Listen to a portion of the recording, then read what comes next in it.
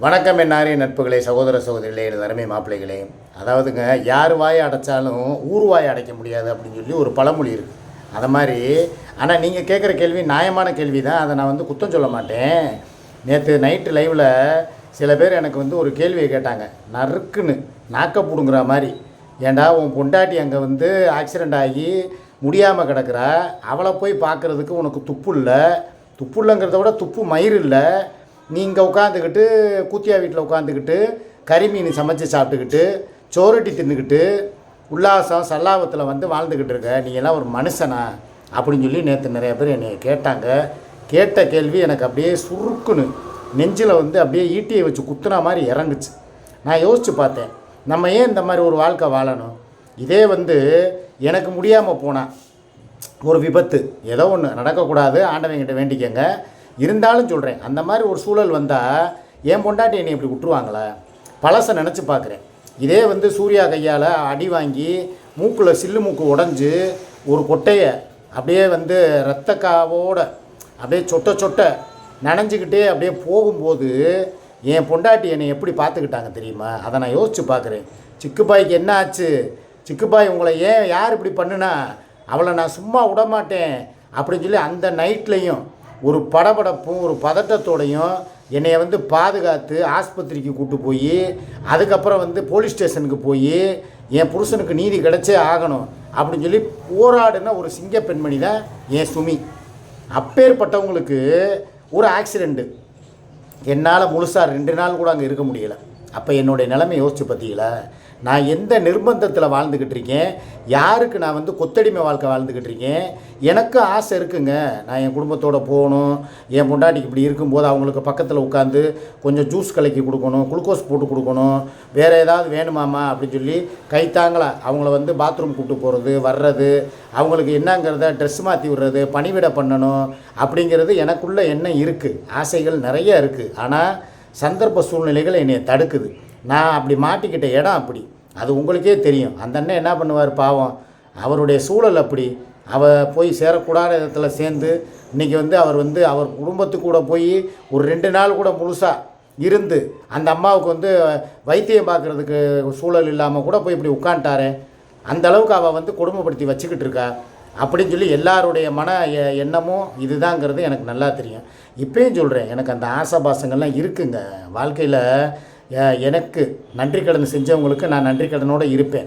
அதுலேயும் என் குடும்பம், என் மனைவி, எனக்காக போராடின மனைவி, எனக்கு ஒன்றுனா துடிக்கிற மனைவி, இன்றைக்கி அவங்களுக்கு பக்கத்தில் இருந்து பார்க்க முடியலையே அப்படிங்கிறத நினைக்கும்போது என் மனசு உண்மையிலே வேதனை அடைய தான் செய்யுது. இருந்தாலும் அதுக்குண்டான கால நேரம் வரணும். இப்போ இன்னொன்று நான் யோசிக்கிறேன். இந்த இடத்துல நீங்கள் சொல்கிறீங்க, சரி போய் உன் பொண்டாட்டி கூட உட்காந்து ஏன் நீ பார்க்கல வைக்கலன்னு. இதே நான் போய் என் பொண்டாட்டி கூட உட்காந்து அவங்களுக்கு வேண்டியதை செஞ்சு கொடுத்துக்கிட்டு பக்கத்தில் இருந்தால் என்ன சொல்லுவாங்க? வசூல் வேட்டை, பணத்தை ஆட்டையை போடுறதுக்கும் பணத்தை எல்லாருக்கிட்டே ஏமாற்றி வாங்குறதுக்கும் இவன் போடுற நாடகம். அவளுக்கு என்ன நல்லா தானே இருக்கா? என்ன ஒரு பைக் அடிபட்டதுக்கெல்லாமல் அப்படி இதாகும் அதாகும் உயிராக போயிடுச்சு இப்போ அப்படின்னு சொல்லி எல்லா ஏளனமான பேச்சுக்கள். அதுவும் எனக்கு கிடைக்கும், எனக்கு நல்லா தெரியும். அவனுக்கு வந்தால் தான் தெரியும். தலைவலியும் வகுத்த வலியும் தனக்கு வந்தால் தான் தெரியும்னு சொல்லி ஒரு பழமொழி இருக்குது. நீ போய் ஒரு வண்டியிலையோ ஸ்ப்ளெண்டர்லையோ ஏதோ ஒரு பைக்லேயோ அடிபட்டு, ஏன்னா புல்லு தட்டிக்கு பொழைச்சவனும் இருக்கான், புயல் அடித்து செத்தவனும் இருக்கான். அந்த கதையாக இப்போ என் வாழ்க்கையில் என் புயல் அடிச்சுக்கிட்டு இருக்கு. என் மனைவிக்கு இப்படி ஆகணும்னு என்ன தலையெழுத்தா? அவங்க என்ன என்கிட்ட கேட்டுட்டாங்க, ஒரு 50,000 ரூபா பணம். அதை நான் கொடுத்துருந்தா என்றைக்கே அவங்க வீடு மாதிரி போயிருப்பாங்க. இந்த ஆக்சிடெண்ட் நடந்திருக்குமா? கொஞ்சம் சிந்திக்கணும். நான் சிந்திக்கிறேன். இப்போ என்றைக்கோ இது 3 மாதமாக தானே அவங்க கேட்டுக்கிட்டு இருக்காங்க. ஏங்க எனக்கு அந்த இடத்துல இருக்க பிடிக்கலைங்க, சுடுகாடு, எனக்கு ஏதோ பேய் அடிச்சிருமோங்கிற பயம் இருக்குது, தினம் ஒரு நாளைக்கு 3-4 புணம் எரியுது, எனக்கு அந்த இடத்துல வாழ பிடிக்கலை, எனக்கு தனிமையில் இருக்க பிடிக்கலை. முந்தியாவது என் மையன் கூட இருந்தான் பெரியவன், என் பேரெல்லாம் இருந்தாங்க என் குடும்பமாக. அதனால் எனக்கு இந்த விஷயங்கள்லாம் அவ்வளோவா பயம் இல்லாமல் நான் ஒரு நிம்மதியோடு இருந்தேன். சரி நம்ம குடும்பம் இருக்கேன், நம்ம பிள்ளைய இருக்காங்களே, புருஷன் இல்லாட்டினாலும் அப்படிங்கிற ஒரு எண்ணத்தில் வாழ்ந்தேன். ஆனால் இப்போ அவனும் தனி கொடுத்துன்னு போயிட்டான். எனக்கு இந்த மாதிரி ஒரு சம்பவம் நடந்ததுக்கு முழுக்க காரணமே நீங்கள் அந்த கொடுக்க வேண்டிய அந்த 50,000 ரூபா பணத்தை கொடுக்காமல் விட்டதுனால தான் அப்படின்னு சொல்லி சுமி நேற்று நைட்டு கூட அவ்வளோ அழுக. காரணம், நான் கொடுத்துருந்தா நேரம் அந்த இடத்துல விபத்து நடந்திருக்குமா? கொஞ்சம் சிந்திங்க. அவங்க வேறு எங்கிட்டோ வீடு பிடிச்சி போயிருப்பாங்க. இந்த பைக்காரே வந்திருக்க மாட்டான். இவங்களும் எச்சியை குப்பையை கொட்டுறதுக்கு எய்த்தாப்பில் போயிருக்க மாட்டாங்க. அந்த இடத்துல தான் வந்து புணம் எரிக்கிற இடம். அப்போ அந்த எச்சிப்பேய் வந்து ஏன்னா அன்றைக்கி நான் மட்டன் வாங்கி கொடுத்துருக்கேன். நாங்கள் அங்கேருந்து கோர்ட்டுக்கு போனோம் தெரியுமா, போயிட்டு மத்தியானம் 2:15 வாங்க கொஸ்டினுக்குன்னு சொல்லிட்டாங்க கோர்ட்டில். அதனால் 10:30 போயிட்டோம். அந்த கேப்பில் என்ன பண்ணுறது யோசித்து பார்த்தோம். சரியப்பா வா நெல்பேட்டை வரைக்கும் போயிடுவோம். கோர்ட்டுக்கும் அந்த நெல்பேட்டைங்கிற இடத்துக்கும் ஒரு 1.5 கிலோமீட்டர் தான் இருக்கும். கோர்ட்டுக்கு பக்கத்தில் தான் நெல்பேட்டை மார்க்கெட்டு. நேராக போய் மட்டனு ஒரு 3/4 கிலோ மட்டனும் 1/4 கிலோ கோலா உருண்டைக்கும் வாங்கி கொடுத்துட்டு நேராக வீட்டில் போய் இறக்கி விட்டு அவங்க சமைக்கிறாங்க. எனக்கு நல்லா தெரியும். ஆக என்ன பண்ணியிருக்காங்க, அந்த மட்டன் கவிச்சி அதை வந்து கொண்டு போய் எச்சியை ஊற்ற போகும்போது கண்டிப்பாக எச்சி பேய் அடிக்கும். நிறைய பேர் சொல்கிறீங்க பேய் பிசாசுலாம் கிடையாது, அமானுஷ்ய சக்திங்கிறதெல்லாம் இல்லை, அதெல்லாம் வந்து மூட நம்பிக்கைங்கிறீங்க. ஆனால் உண்மையிலே பேய் பிசாசு இந்த அமானுஷ்ய சக்தி இதெல்லாம் இருக்குங்க. ஏன்னு கேளுங்க, எங்கள் அம்மாலாம் என்னை சின்ன பிள்ளையிலேருந்தே அப்படி சொல்லி தான் வளர்த்துருக்கு. எச்சி பேய் அடிச்சிரும்டா, வீட்டை விட்டு வெளியே போகும்போது கையை நல்லா சோப்பு போட்டு கழுவிட்டு போ, எங்கேயாவது பிரியாணியோ மட்டனோ மீனோ வாங்கிட்டு வந்தேன்னா அது உள்ளுக்குள்ளே வந்து ஒரு இரும்பு துண்டு, அந்த காலத்தில் பெரியவங்க சும்மாவை சொல்கிறாங்க, ஒரு இரும்பு துண்டையோ கொஞ்சம் இல்லை உப்புக்கல்லையோ இல்லை மிளகாவத்திலையோ வந்து போட்டுட்டு தான் வந்து போகணும். இதே மாதிரி தான் நான் என் மகனுக்கு பிரியாணி கொடுக்குறதுக்காக ஒரு நாள் நான் போகிறேன். ரம்ஜான் அன்னைக்கு நினைக்கிறேன். அவன் சாப்பாடு கேட்டான்னு சொல்லி பைபாஸ் ரோட்டில் கொண்டு போய் கொடுக்குறதுக்கு போகிறேன். அப்போ தான் அந்த விபத்து நடந்துச்சு தெரியுமா, என் பேசின வண்டி வந்து ஆக்சிடெண்ட் ஆச்சு தெரியுமா. அப்போ நான் பப்பு முன்னால் உட்காந்துருக்கு, நான் வண்டியை ஓட்டிகிட்டு போகிறேன். புது பாலத்தில் போகும்போது அந்த பாலத்தில் அது வரைக்கும் காவு வாங்கவே இல்லை போல் யாரையுமே. நான் வண்டியை ஓட்டிகிட்டு போகிறேன், ஸ்பீடு பிரேக்கரில் நான் ஸ்லோ பண்ணுறேன். பின்னால் இருந்து வந்த வண்டிக்காரன் அடித்த அடியில் அந்த வண்டியில் பின்னால் உள்ள பார்ட்ஸ் பூராமே சுக்குநூறாக நொறுங்கி போச்சு. டேஞ்சர் லைட்லேருந்து இப்போ பம்பர்லேருந்து அந்த நம்பர் பிளேட்லேருந்து எல்லாமே அடித்து நொறுங்கி எனக்கு அன்றைக்கி 8500 பில்லு. பேய் பிசாசு இருக்குது. நான் அப்போ என்ன பண்ணேன், பிரியாணி எடுத்து வண்டிக்குள்ளே வச்சுட்டு அதில் வந்து ஒரு இரும்போ ஒரு என்ன சொல்கிறது மிளகா வத்தலையோ உப்பையோ போடலை, அப்படியே போனேன். அதனால தான் அந்த விபத்து ஏற்பட்டுச்சு. இதிலேருந்தே தெரிஞ்சுக்கிற வேணாமா, எச்சி பேய்ங்கிறதோ இந்த ஆவிகள் இந்த பூதங்கள் பிசாசுகள் அமானுஷ்ய சக்திகள் அப்படிங்கிறதெல்லாம் உண்மையிலே உலகத்தில் இருக்குது. அது இருக்கிறதுனால தான் நம்ம கவிச்சி கொண்டு போகும்போது இப்போ இந்த பெரிய பெரிய வண்டி அதெல்லாம் இருக்குது. இந்த திண்டுக்கல் தலப்பாக்கட்டியிலேருந்து அங்கேருந்து மதுரைக்கு வரும் பிரியாணி ரெடி பண்ணி வண்டி. எப்படி வருது, பாதுகாப்பாக தான் வருவாங்க. பாதுகாப்புனா இரும்பு போட்டிருப்பாங்க வண்டிக்குள்ளே. அதுபோக வந்து அங்கே சில தகடுகள் இருக்கும், இல்லை வந்து மந்திர ஓதனை ஏதாவது இருக்கும். அங்கேருந்து இங்கே ஷிஃப்ட் ஆகி வரும்போது நானே யோசிப்பேன், எதுக்கு பிரியாணி அங்கேருந்து இங்கே கொண்டு வர்றாங்க அப்படிலாம் யோசிப்பேன். காரணம் அந்த மாதிரி வரும்போது வழியில் எச்சி பேய்கள்லாம் அடிக்காமல் இருக்கிறதுக்கு. அதே மாதிரி இன்னொன்று தெரிஞ்சுக்கங்களேன், ஒரு அமரர் ஊர்தி புணம் ஏற்றிட்டு போகிறாங்கல்ல வண்டி, அந்த டிரைவரை பார்த்துருக்கீங்கன்னா எப்போனாலுமே அந்த புணத்தை ஏற்றிட்டு போகும்போது நிறைய விபத்துகள் ஆகிருக்கு. ஒரு ஆம்புலன்ஸ்லேயே போகும்போது நிறைய விபத்து ஆகிருக்கு. ஒரு இறந்தவங்களை வண்டியில் வந்து கொண்டு போகும்போதோ வரும்போதோ எலுமிச்சம்பழத்தை 4 கட் பண்ணி 4 மூலையில் அப்படி வீசுவாங்களாம். இங்கிட்டுன்னு வீசுவாங்களாம். ஏன்னா அந்த பேய் வந்து நம்மளை வந்து இது பண்ணிடக்கூடாது. எத்தனை வண்டி தெரியுமா, அமரர் ஊர்தி வண்டி இந்த ஆம்புலன்ஸ்லாம் வந்து ஸ்டார்ட் ஆகாமல் வழியிலே ஆஃப் ஆகிருக்கு. பல சம்பவங்கள் நான் கேள்விப்பட்டிருக்கேன். அதுக்கு தான் சொல்கிறது, அந்த வீட்டில் இப்போ நான் எதுக்கு இதை சொல்ல வர்றேன்னா, சுமிக்கு நான் 50,000 பணம் கொடுத்துருந்தால் point coming to the point இப்போ தான் வர்றேன். அவங்க அந்த இடத்துல இல்லாமல் வேறு வீட்டுக்கு போயிருந்திருப்பாங்க. வேறு வீட்டுக்கு போயிருந்தால் இந்த சம்பவம் ஆக்சிடெண்ட்டு நடந்திருக்காது. அவங்க உயிருக்கு ஒரு பாதுகாப்பாக இருந்திருக்கும். இப்போயுமே வந்து தலை தப்புனது தம்புராமுனிங்கிற கதையாக தான் தலைக்கு வந்தது தலப்பாவோடு போச்சு. ஏன்னா இதே வந்து வேறு மாதிரி ஆகி மண்டை மூலையில் வந்து ஸ்கேன் எடுத்ததில் உள்ளே போகிற நரம்பு ஏதோ ஒன்று வந்து கட்டாகி போச்சுங்க, இல்லை அதில் ரத்த கசிவு ஆகி போச்சுங்க, இல்லை பிரெயினில் வந்து ஒரு சின்ன ஒரு இதாகி போச்சுங்க, இவங்களுக்கு பிரெயின் ஹியூமர் ஆகி போச்சு அப்படின்னு சொல்லி ஏதோ ஒரு வியாதி வந்திருந்தா, இல்லை அதுக்கு ஆப்ரேட் பண்ணால் 3 லட்சம் 10 லட்சம் செலவாகும்னு சொல்லியிருந்தா நான் என் பொண்டாட்டி விட்டுருவேன். தெருவில் நான் எதுக்கு சம்பாதிக்கிறேன், நகையை குடும்பேன், நீ வச்சிருக்கிற நகைகள் பணத்தையும் கொடுத்து என் பொண்டாட்டியை நான் உயிர் புழைக்க வைக்கணும், அவளுக்கு போக தான் உனக்கு மீதி, இன்னும் ஒரு 10 வருஷம் கூட உனக்கு நான் அடிமை சாசனம் எழுதி தர்றேன், உட்காந்து சம்பாரித்து தர்றேன், எனக்கு பணம் வேணும் அப்படின்னு சொல்லி சூர்யா கிட்ட ஒத்த காலில் நின்று அதை பூரா நான் செட்டில்மெண்ட் பண்ணி அவள் உயிரை காப்பாற்றி எமங்கிட்ட இருந்து அவளை நான் மீட்டு கொண்டு வந்துடுவேன். ஏன்னா இன்றைக்கி வந்தது ஒரு சின்ன விஷயம், ஒரு 50,000 1 லட்ச ரூபாக்குள்ளே வந்து ட்ரீட்மெண்ட்டுக்கே இவன் உட்காந்து என்னுடைய பேடிஎம்மை உட்காந்து நோண்டி ஏடிஎம்மை போய் பார்த்து எனக்கு பேங்க் ஸ்டேட்மெண்ட்டை பார்த்து என்கிட்ட இருக்கிற அந்த பேங்க்குடைய இது இருக்கும் பாருங்கள், ஒருத்தவங்க ஆன்லைனில் வச்சுருப்பாங்கல்ல, ஒரு பேங்க் எஸ்பிஐ பேங்குடைய ஆன்லைன் அக்கௌண்ட்டு அப்படின்னு சொல்லி ஒன்று இருக்கும். அதை உள்ளே போய் வியூ ஆஃப் ஸ்டேட்மெண்ட்டு நான் 2 நாளில் எவ்வளோ செலவு பண்ணியிருக்கேங்கிறத ஃபுல்லாக செக்கப் பண்ணி நைட்டு பூரா தூங்கவே மாட்டேங்கிறாங்க. நான் விளையாட்டுக்கு சொல்லலை, நான் படுத்து தூங்கிக்கிட்டு இருக்கேன், என் செல்லை எடுத்து இவ கையில் வச்சுருக்கா. என்னப்பா இந்த நேரம் 1:30 மணிக்கு உட்காந்து செல்லை நோண்டிக்கிட்டு இருக்கேன்னு பார்த்தா, இங்கே குடு போனங்கிறேன், வாங்கி பார்க்குறேன். என்னுடைய வியூ ஆஃப் ஸ்டேட்மெண்ட்டு ஹிஸ்ட்ரிக்குள்ளே போய் பார்த்தா தான் தெரிஞ்சிரும்ல. நம்மளை என்ன ஏமாற்ற முடியுமா? இல்லை சும்மா உனக்கு வாட்ஸ்அப்பில் என்ன வந்திருக்குன்னு பார்த்துக்கிட்டு இருக்கேன், இன்ஸ்டா பார்க்குறேன் அப்படின்டா. இன்ஸ்டாகிராமு ஃபேஸ்புக் பார்க்குறதா இருந்தால் ஓம் ஃபோனில் பார்க்க வேண்டியதானே. ஏன் ஃபோனில் என்னத்தை பார்த்தேன்னு சொல்லி இங்கே ஃபோனை கொடுன்னு வாங்கி ஹிஸ்ட்ரிக்குள்ளே போய் பார்க்குறேன். என்னுடைய பேங்க் அக்கௌண்ட்டுக்குள்ளே எவ்வளோ பணம் ட்ரான்சாக்ஷன் ஆகிருக்கு, நான் ஆஸ்பத்திரிக்கு எவ்வளோ கொடுத்துருக்கேன், அந்த ஆஸ்பத்திரி பேரை போய் உள்ளே செக் பண்ணி சர்ச் பண்ணி அதை நோண்டிக்கிட்டு இருக்கா. ஆக ஒரு 50 ரூபா, 1 லட்ச ரூபா செலவுக்கே இவ்வளோ தூரம் வந்து கண்ணில் விளக்கெண்ணெயை ஊற்றிக்கிட்டு விழிச்சு இப்படி பார்க்குறாளே, முழிச்சு பார்க்குறாளே. இதே வந்து என் பொண்டாட்டிக்கு ஒரு கிரிட்டிக்கலான சுச்சுவேஷன், டாக்டர் அபாயக்கட்டத்தை தாண்டலைன்றாரு. இவங்களுக்கு ட்ரீட்மெண்ட் பார்க்கணுங்க, பெரிய டாக்டர் வரணும், ஸ்பெஷலிஸ்ட் டாக்டர் வரணும். நீங்கள் இத்தனை லட்சம் கட்டியே ஆகணும்னா நான் கட்டி தான் ஆவேன். ஏன் சம்பாரித்து கொடுக்குறேன்ல, 6 வருஷமாக சம்பாரித்த காசையும் என்னை அட்டைப்பூச்சியாக உறிஞ்சின காசு பூரா யார்கிட்ட இருக்குது? இவகிட்ட தானே இருக்குது. அப்போ இவ தானே கொடுக்கணும். அப்படி ஒரு சூழல் வரும்போது இப்போ நான் சம்பாரித்ததை உனக்கு தர்றேன், ஆனால் நீ என்னை விட்டு பிரியவே கூடாது அப்படின்னு சொல்லி பால் மேலேயோ, பசும்பால் மேலே சத்தியம் பண்ணுன்னு சொன்னாலோ, இல்லை சூடத்து மேலே சொன்னாலோ, இல்லை வந்து வேறு ஏதாவது அவங்க சாமி மேலே பிடாரியம்மே, பாண்டிமுனி, துண்டிக்கருப்பு, திருச்செந்தூர் முருகன் மேலே சொன்னாலோ நான் பண்ணுறதுக்கு தயார்.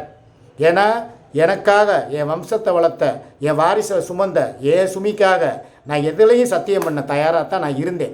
ஆனால் ஆண்டவனாக பார்த்து அவளுக்கு எந்த பிரச்சனையும் இல்லாமல் கொண்டு போய் வீட்டில் விட்டுட்டேன். இப்போயும் நான் என்ன சொல்கிறேன், அவளுக்கு கொடுக்க வேண்டிய 50,000 ரூபாயை மரியாதையாக கொடுத்துரு. இப்போ தான் நான் முக்கியமான ஒரு கிளைமேக்ஸுக்கே வர்றேன். இந்த 50,000 ரூபாங்கிறது ஒரு பெரிய விஷயம் இல்லை. இதே ஆஸ்பத்திரிக்கு போன இடத்துல எக்ஸ்ட்ரா வந்து 1 லட்ச ரூபா, 2 லட்ச ரூபா, 3 லட்சம் நான் சொன்னேன் பாருங்கள், தலைக்காயத்துலேயோ இல்லை உடம்புல கிட்னிலேயோ ஏதோ ஒரு அடித்த அடி. அப்படி அவன் அந்த ஹேண்டில் பாரோட வயிற்றில் மோதினதில் இன்னமும் நேற்று நைட்டு கூட கொண்டு சுமி அழுகுது. எனக்கு வயிறுலாம் அப்படியே வலிக்குதுங்க, அப்படியே செஸ்ட்டுக்கு கீழே இந்த இடத்துல அந்த இடத்துலையுமே வந்து வலி ஓவராக இருக்குங்க. நான் எல்லாத்தையும் சமாளித்து உங்களுக்கு செலவு வச்சிடக்கூடாதுங்கிறதுக்காக நான் வந்து வீட்டுக்கு போயிட்டேங்க. என்னால் முடியலைங்கன்னு சொன்னதுக்கப்புறம் என் மகனுக்கு ஃபோனை போட்டு, தம்பி அச்சு நீ அம்மாவை கூப்பிட்டு போய் ஆஸ்பத்திரியில் போய் என்னன்னு பாடுறா, அந்த அம்மா கண்ணுக்கு கீழே உள்ள அடிபட்டதுக்கும். ஏன்னா அங்கே பார்த்த ட்ரீட்மெண்ட்டில் இது வரைக்கும் எங்களுக்கு ஒரு மருந்து மாத்திரை கூட எழுதி தரல. ஹாஸ்பிட்டலில் வச்சு இன்ஜெக்ஷன் போட்டாங்க, குளுக்கோஸ் ஏற்றுனாங்க, அதோடு சரி அந்த சிராய்ப்புகளுக்கு கூட மருந்து போடல. அதனால் நான் சொல்லி நீ போ, நான் உனக்கு பணம் கூட நான் போட்டு விட்றேன், நீ போய் முதல்ல பாரு அம்மாவை அப்படின்னு சொல்லி அவங்கள நான் அனுப்பி வச்சேன். இதை எதுக்கு சொல்ல வர்றேன்னா, அந்த மாதிரி இப்போ ஒரு எக்ஸ்ட்ரா செலவாகி 1 லட்சம், 2 லட்சம், 3 லட்சம்னு பில்லு கட்ட சொல்கிறதுக்கு பதிலாக ஒரு 50,000 ரூபா தானே அழகாக அந்த பிள்ளைக்கு கொடுத்தா அதை பாட்டுக்கு என்கிட்ட வேறு பக்கம் வீடை பிடிச்சி இன்னமுமா வந்து நீ வந்து இப்படியே இன்னும் இதை விட பெரிய விபத்தாக நடக்கணும்னு நீ எதிர்பார்க்குறியா சூர்யா? நான் கேட்குறேன். ஏதோ நடந்த விஷயம் ஒரு சின்னதோடு முடிச்சு போச்சு. சரி, இந்நேரம் பெரிய செலவானா நான் தானே கட்டணும். அந்த மாதிரி கட்டினதாக நினச்சிக்கிட்டு ஏன் உங்கள்கிட்ட அங்கேயே ஆஸ்பத்திரியில் 1 லட்சம் வந்துருச்சுப்பா, 1.5 லட்சம் வந்துருச்சுப்பா, நான் உங்கள்கிட்ட ஒரு 50,000 ரூபா கொடுப்பான்னு சொல்லி உங்கள்கிட்ட பிடுங்க தெரியாதா? பிடிக்கிட்டு அதை கையில் வச்சுக்கப்பா சுமி, இதை வச்சு நீ வீட்டுக்கு போய் அட்வான்ஸ் கொடுத்துக்கன்னு சொல்லி எனக்கு சொல்ல தெரியாதா? கூட்டத்தில் கோயந்தா போடுற வேலை எனக்கு பிடிக்காது. நியாயமாக கேட்டு வாங்கி அந்த காசை கொடுத்து அதில் போய் வீடு பிடிச்சா தான் அவங்களுக்கு வீடு நிலைக்கும். ஏன்னா காரணம் என்னென்னா, உன் வாயில் விழுந்தால் யாருமே வந்து விளங்குனாதா சரித்திரம் கிடையாது. காலையில் தான் அன்றைக்கி உட்காந்துக்கிட்டு உன்னைய பாண்டி முனியும் என் பிடாரி அம்மனும் தூண்டி கருப்பும் கேட்கும்னு காலையில் தான் வாயை விட்டா. பார்த்தா நைட்டே ஆக்சிடெண்ட்டு. சாயங்காலம் அப்போ தான் வந்து நான் இவ குடிச்சிட்டு போதையில் வீட்டில் கிடப்பாலாம். நான் போய் இவகிட்ட வந்து அடி வாங்கிட்டு திட்டு வாங்கிட்டு நான் வந்து அந்த கோர்ட்டுக்கு போயிட்டு வந்தேன். பார்த்தீங்களா, அன்னைக்கு வந்து இவளை புல் சரக்கு வெறும் வயிற்றில் குடிச்சு அதில் 40% ஆல்கஹாலு, அந்த சரக்கை குடிச்சு ஓவர் போதையாகி சாயங்காலம் லைவு என்னை போட விடலை. நானே மரண பீதியில் உட்காந்துருந்தேன். வகுத்தால் போகாததுக்கு குறையாக கழிஞ்சிக்கிட்டு உட்காந்துருந்தேன். என் சட்டியை தொட்டு பாட்டா ஈரமாக இருந்திருக்கும் போல் உச்சா போய். அந்த அளவுக்கு நானே வந்து இவன் என்ன பண்ணுவாளோ ஏது பண்ணாலோ போதைக்காரி. அவள் போதையில் வந்து அவள் அரைக்கி மாதிரி செயல்படுவாள். எதை என்ன பண்ணுவாள், நம்மளை அடிப்பாளா, மிதிப்பாளா, குறவலையை கடிப்பாளா சொல்ல முடியாது. அந்த அளவுக்கு அவள் மோசமானவ. பயந்து தான் அன்றைக்கி லைவே போட்டேன். 6 மணிக்கு இங்கே போட வேண்டிய லைவு நீ அங்கே லைவ் போட்டேன்னா நான் இங்கே உட்காந்து அம்மனைக்கட்டையாக லைவ் போடுவேன்னு சொன்ன ஒரே காரணத்துக்காக தான் எப்போ அந்த மாதிரி எதுவும் பண்ணிடாதுன்னு சொல்லிட்டு. ஏன்னா ஆள் இல்லை பக்கத்தில், துணைக்கு யாராவது அவங்க பிள்ளைகளோ அவங்க அம்மாவோ இருந்தால் கண்டிக்கிற சொல்லலாம். மஞ்சு பிள்ளை சென்னையில் கிடக்கு, அவங்க தோழி ஏதோ விசேஷத்துக்கு போயிட்டாங்க, அன்றைக்கி ஆள் இல்லை. அந்த பிள்ளைக்கு ஃபோன் பண்ணுறேம்மா, அவன் அந்த மாதிரி போதையை போட்டுட்டு உட்காந்துக்கிட்டு நான் அம்மனைக்கட்டையை லைவ் போடுவேன்னுக்கிட்டு இருக்காமல் என்னென்னு போய் பாருமாங்கிறேன். அண்ணே நான் அங்கே இல்லைனே, நான் வெளியே போயிட்டேனே, ஒரு ஃபங்க்ஷனுக்கு போயிட்டேங்குது அந்த பிள்ளை. மஞ்சு பிள்ளைக்கிட்ட ஃபோன் பண்ணி, ஏமா என்னம்மா அப்படி என்னை போட்டு ஒரு லைவ் போட விட மாட்டேங்கிறா, 6 மணி லைவ் இந்த டைம் ஆச்சுமா அப்படிங்கிற. அண்ணே நானே ஆஸ்பத்திரி காலில் எனக்கு அடிபட்டுருக்கேனே, அது விஷயமா நான் அங்கே உட்காந்துக்கிட்டு இருக்கேனே ஹாஸ்பிட்டலில், நான் ஃபோன் பண்ணி விவரம் சொல்லிட்டேனே, ஃபோனையே எடுக்க மாட்டேங்கிறாங்கண்ணே அப்படின்னு சொல்லி அந்த பிள்ளை இப்படித்தான் குடி போதையில் ஏற்கனவே அப்படி தான் எங்கள் அம்மா வீட்டு ஃபங்க்ஷன் வச்சப்போ பாத்தியா போதுன்னு அன்னைக்கு வராதன்னு சொல்லி வீம்புக்கு அங்கேருந்து இங்கே வந்ததுனால தான் பிரச்சனையாகி அன்றைக்கி எனக்கு 1.5 லட்ச ரூபா நட்டம். நான் இதை எதுக்கு சொல்ல வர்றேன்னா, ஏன் அவள் பாட்டுக்கு நான் போட்டுட்டு போட்டுமே லைவுன்னு நீங்கள் சொல்லலாம், ஆனால் விபரீதங்களை நான் தான் சந்திக்கணும். அன்றைக்கி லைவை குடிச்சிட்டு இல்லை வராத எங்கள் வீட்டுக்குன்னு சொன்னப்போ நான் லைவ் போட்டுக்கிட்டே வீட்டுக்கு வருவேன், தகராறு பண்ணுவேன்னு சொல்லி சொன்னான். அதே மாதிரி தகராறு நடந்துச்சா, 2 பேர் குடிமி பிடி சண்டை போட்டு அவளுடைய செயின் இவ கையில், இவ செயின் அவ கையில் அத்து விட்டு விளாண்டு, இவளுக்கும் கழுத்தில் போட்ட அந்த குண்டு இன்றைக்கி 70,000 ரூபா. அன்றைக்கி ரேட்டுக்கு நாங்கள் வாங்கினப்போ 40 ரூபா, ஒரு பவுன் 80 ரூபா இருந்தப்போ வாங்கினது அந்த குண்டு. அதுக்கப்புறம் என்னாச்சு, இன்றைக்கி பவுன் அதே விலை எவ்வளோ, அரை பவுனு, ஒரு பவுன் இன்றைக்கி 1.5 லட்ச ரூபா, 75,000 ரூபா குண்டு தொலைஞ்சு போச்சா. அதே மாதிரி அவள் சுமியோட கழுத்தில் இருந்த அந்த செயின் ஒரு பவுன் அந்து போச்சா. அன்றைக்கி அதை 1,13,000 ரூபாய்க்கு நான் வாங்கி கொடுத்தேன். அதே இன்றைக்கி ரேட் எவ்வளவு, 1.5 லட்ச ரூபா ஆச்சா ஒரு பவுனு. ஆக அன்றைக்கி நட்டப்படுத்தினால போதையில் திருப்பி அதே விஷயம் வந்துடக்கூடாதுங்கிறதுக்காக தான் அன்றைக்கி லைவ் எங்கே போடாமல் அங்கே போய் போட்டேன். அன்றைக்கி எவ்வளோ பிரச்சனை, அன்றைக்கி நைட்டு எவ்வளோ தகராறு, 10 மணி லைவ் என்னை போட விட்டாளா, என் பணியை பூரா கிழிச்சு அந்த 7 மணிலேருந்து 10 மணிக்குள்ளே நடந்த சண்டைகள் உங்களுக்கு தெரியுமா. என் பணியனெல்லாம் அத்து கிழிச்சு, ஏன் முடி அவ கையில், அவன் முடி என் கையில், ஆனால் ஊனா முடியை பிடிச்சிடுறாங்க. இந்த பொம்பளைய சண்டை போடும்போது தலைமுடியை தான் பிடிப்பாங்களாம், பிடிச்சி அந்த கொண்ட முடியை பிடிச்சி ஆஞ்சி விடுவாங்களாம், குடுமையை பிடிச்சி. அந்த கதையை எனக்கு தான் அவ்வளோ தூரம் வளர்த்து வச்சுருக்கேன். நீ முடி இருந்தால் இவ்வளோ தூரம் நிற்கும் பாருங்கள், முடி இவ்வளோ முடி இன்னும் போய்கிட்டே இருக்குது பாரு லென்த்து. இவ்வளோ முடி இருக்கும்போது என் முடி அவள் கையில், அவன் முடி என் கையில், பனியனை பிடிச்சி கிழிக்கிறான், உயிர் தளத்துக்கு கையை கொண்டுக்கிட்டு போகிறான். நான் அதிலேருந்து தப்பிச்சு அப்படியே வர்றேன். ஆஹா, பழையபடி இன்னொரு கோட்டையும் பிரிக்கி எடுத்துருவா, நம்ம கவனமாக இருக்கணும்னு சொல்லி கவனமாகி ரிலீவ் ஆகி வர்றேன். அப்போயும் அப்படித்தான், உன் குடும்பம் விளங்காமல் போக, நாசமாக போக, உன் வீட்டில் இலவு உழுக, இன்னும் கூடிய சீக்கிரம் உனக்கு நடக்கும்டா. பொண்டாட்டி கூட உடச்சிக்கிட்டா போகிற, உன் பொண்டாட்டிக்கு என்ன கதி ஆக போகுதுன்னு தான் வாயை விட்டா. கரெக்டாக நைட்டாக அடிச்சிட்டான் ஏசி மெக்கானிக்கு. உங்கள் வீட்டுக்காரம்மாவுக்கு ஆக்சிடெண்ட்டுங்க, பைக்காரை மோதிட்டு நிற்காமல் போயிட்டேன், உங்கள் மையன் ஆட்டோவில் ஏற்றிக்கிட்டு ஆஸ்பத்திரிக்கு போய்கிட்டு இருக்கிறாரு அப்படின்னு சொல்லி எனக்கு கேட்கும்போது எப்படி இருக்கும். அப்போ இவ கூடலாம் வாழலாமா. ஆனால் ஊனா இவளுக்கும் இவங்க ஆத்தாக்காரிக்கு என்ன தெரியுமா, கரெக்டாக போய் மண்ணை வாரி தூத்திடுவாளுங்க. ஏதாவது ஒரு கோயிலில் போய் நகை நட்டு போச்சு, இந்தா பிடாரி அம்மனே நீ தான் கேட்கணும்னு அள்ளி அள்ளி தூத்துறது அங்கிட்டு இவங்க ஆத்தாக்காரி. இவன் இங்கிட்டு உட்காந்துக்கிட்டு என்னை நீ இப்படி விட்டுட்டு போயிட்ட, உன்னையெல்லாம் ஆண்டவன் பார்ப்பேன், அந்த முருகா இவனை விட்டுறாத அப்படின்னு சொல்லி சாபத்தை விடுறது.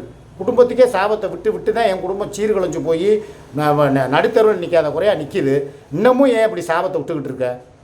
இதே மாதிரி வயிறு எரிஞ்சு நானும் என் பொண்டாட்டியே சாபம் விட்டா உன் குடும்பத்தோட நிலைமை என்ன, கொஞ்சம் அதை நீ யோசிக்கிறியா? எப்பயுமே சொல்கிறேன், இந்த சாபம் விடுறது, உன் குடும்பம் விளங்காமல் போகுங்கிறது, அதே மாதிரி அடுத்தவங்க இப்படி ஆஸ்பத்திரியில் இருக்கும்போது, ஒரு எமர்ஜென்சி வார்டில் இருக்கும்போது அப்படி கெக்கரி போட்டு சிரிக்கிறது, இந்த நடந்துருச்சா அவள் பண்ணதுக்கு வேணும், அவள் போட்ட கம்யூனிட்டி போஸ்ட்டுக்கு வேணும், அவள் எல்லார் வாயிலையும் உளுந்தா இல்லை, அதுக்கு இதெல்லாம் நடக்கும், கடவுள் இருக்கா, கர்மா இருக்குது அப்படின்னா அதே கர்மா நீயும் தானே பண்ணுற. அவளாவது கம்யூனிட்டி போஸ்ட்டில் போடுற, நீ என்ன பண்ணுற? உட்காந்து லைவுக்கு உட்காந்து கெட்ட வார்த்தை பேசுகிறது, திட்டுறது, நீயும் பண்ணாததா கமெண்ட் பண்ணுறவங்கள. அப்போ உனக்கும் அதே கர்மா திரும்பும்ல. எங்களுக்கு வந்தால் மாத்திரம் உனக்கு வந்தால் ரத்தம், எங்களுக்கு வந்தால் தக்காளி சட்னியா? நான் கேட்பேனா கேட்க மாட்டேனா?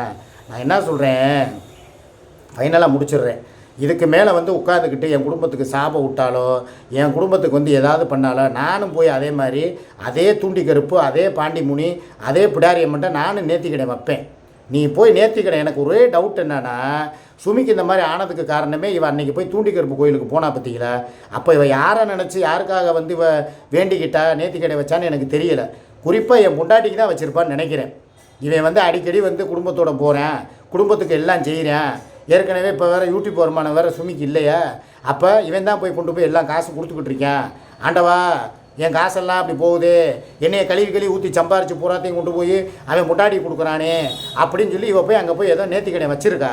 அதனால தான் அந்த எஃபெக்ட்டு 30 நாளுக்குள்ளே காட்டிடுச்சு. இப்போ நாங்கள் போயிட்டு வந்து 8 நாள் இருக்கும் தூண்டி கருப்பு கோயிலுக்கு போய் 30 நாள் இருக்குமா, அதுக்குள்ளே ஒரு விபத்து நடக்குதுன்னா அப்போ யாரால் விபத்து நடக்குது? யார் இவ அந்த மாதிரி ஒரு நேர்த்திக்கடனை வச்சுருப்பா? இவ வேறு ஆளுக்கு வச்சுருந்தா அவங்களெல்லாம் பாதிச்சிருக்கணும். அப்போ இவ விபத்துக்கு காரணமே இவ வச்ச நேர்த்திக்கடன் தான். நான் சொல்லுவேன் இப்பயுமே இதே மாதிரி நாங்களும் செய்கிறதுக்கு ரொம்ப நேரம் ஆகாது, வேணாம். நான் வந்து எப்பயுமே என் கூட இருக்கிறவங்களும் நல்லா இருக்கணும், என்னை நம்பி வந்தவங்களும் நல்லா இருக்கணும்னு நினைக்கிற கேரக்டரு. என்னை அந்த மாதிரி ஒரு செய்கையை செய்ய வச்சிடாத. அவ்வளோதான் உனக்கு நான் சொல்லுவேன். உன் மரியாதையை நீ காப்பாற்றிக்க. கெடுவான் கேடு நினைப்பான். நீ எனக்கும் என் குடும்பத்துக்கும் கெடுதல் நினச்சா அது திருப்பி ரிப்பீட்டாக உனக்கே தான் வந்து சேரும். அதை மனசில் வச்சுக்க. தன்வினை தன்னை சுடும். சரியா? புரிஞ்சுக்க. தேவையில்லாமல் இன்னும் இப்போ போய் ஒவ்வொரு தடவையும் போய் நேர்த்திக்கடை வச்சு ஒருத்தன் குடும்பத்தை அழிக்கணும்னு நினைக்காத. நான் நல்லா இருந்தால் என் குடும்பம் நல்லா இருந்தால் தான் நான் நல்லா இருப்பேன். என் குடும்பத்துக்கு ஒன்றுனா மன உளைச்சலில் நானும் மண்டையை போட்டுருவேன். கவனமாக இரு. அப்புறம் உனக்கு சொத்தும் சேர்க்க முடியாது, வீடு வாசலும் வாங்க முடியாது. கவனமாக இருந்துக்க. அவ்வளோதான் சொல்லுவேன். என்ன மக்களே, நான் பேசுனதா தப்பு இருக்கா? கரெக்டாக பாயிண்ட்டாக பேசியிருக்கேன். நல்லா கன் மாதிரி கமெண்ட்டை பூரா நல்லா தெரிக்க விடுங்க. சூப்பர் கமெண்ட்டாக இருக்கணும். ஓகேவா? பாய்.